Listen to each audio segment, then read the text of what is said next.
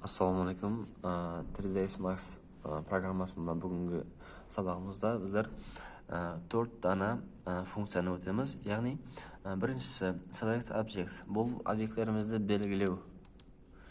Бұнда біз оны орнынан қозғалтыра алмаймыз, масштабын өзгертіре алмаймыз. Екіншісі select and move. Бұнда біз x, y, z оғына қарап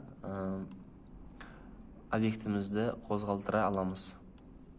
Z, Y, X, Z. Кейінгісі select and rotate. Бұл функция біздерге біздерге керек болған градуста халеген тәріпімізге айлантыру функциясын береді.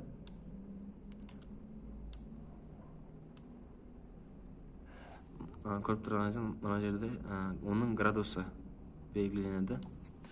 Кейінгісі select and uniform scale. Бұл біздерге объектіміздің масштабын өзгертіру функциясını береді. Рахмет, сау бол.